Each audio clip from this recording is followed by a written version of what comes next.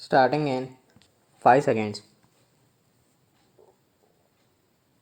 Sir, coming to the technical education, I may point out there are many colleges without infrastructure. Several colleges have been running without any facilities. You have to do something so that these colleges acquire the necessary infrastructure. NPE also spoke about the capitation fees charged by these engineering and medical institutions in the interest of maintaining standards, etc. Commercialization of technical education should be curbed. The All India Council of Technical Education has been given this task, but today 8 engineering colleges in Bihar, 27 in Karnataka, 52 in Maharashtra, 22 in Tamil Nadu, and about 5 medical colleges in Karnataka are still collecting high capitation fees. You have promised to bring forward a central bill, but so far it has not been brought. More and more such colleges are proliferated every day. In Maharashtra, particularly, there is a mushroom growth of such technical institutions. I would like to know whether it is advisable to allow such institutions to come up. The minister should ponder over these. So far, we are having only 5 IITs. They are maintaining good standards. I understand you are going to have the sixth one in Assam. Its progress is very low. When I went to Assam, the Assam Chief Minister said that only the site has been identified but no progress has been made. It should be given a fillip. In addition, I suggest one more IIT should be started in Hyderabad because it is a central place easily accessible to many people. The minister need not feel shy about it. It can be had even in Rangal and anywhere else, but we need one more IIT.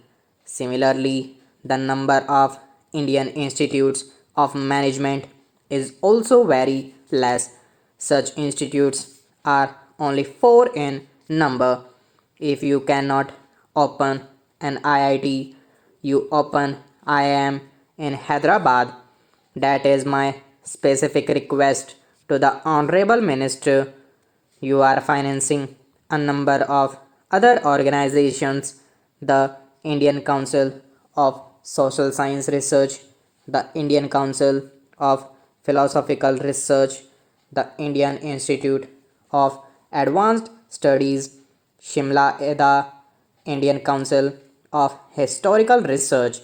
I know some of them are doing a good work, but I do not know if the money allotment is just sufficient for salaries and maintenance of the buildings. Therefore, a review of the allotment and a committee to review the functioning is needed.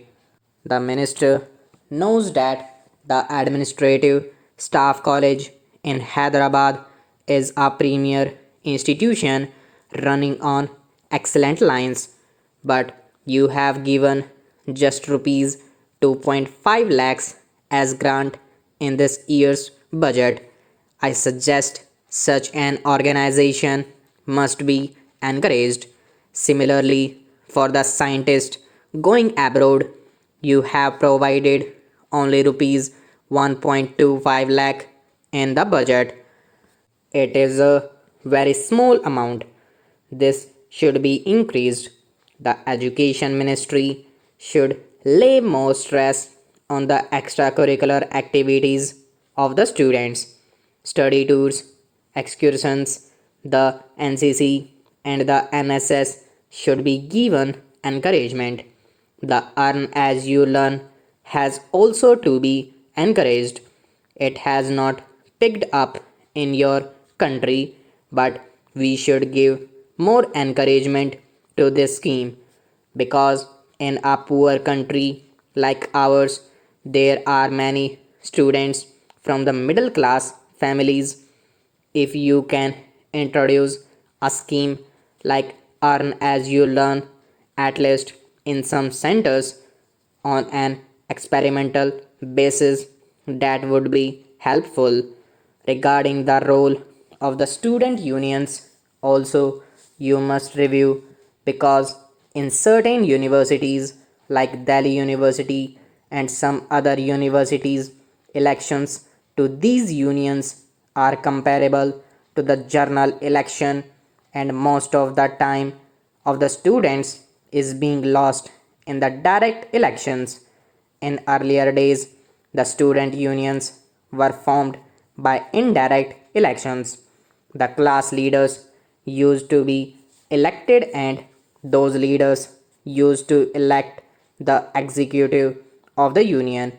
Whether we should go back to that system should be examined because of the role of the students' union. I do not want abolishing of the unions as a whole, but a different method for elections to these unions must be examined. Then I strongly oppose any more move for an all India service in education. If you have got any thought like that, we will firmly oppose it, and all the non Congress states are opposed to any new All India service, particularly in education, because teachers going from one place to another would not help. It will not help at all.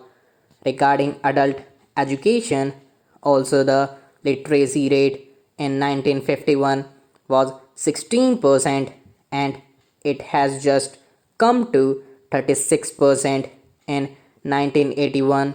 After 30 years, just you have 20% increase. There are still 425 million illiterates in this country, and if you take the 15-35 years age group, they are now 210 million. It is a very explosive situation. You must do something to remove adult illiteracy.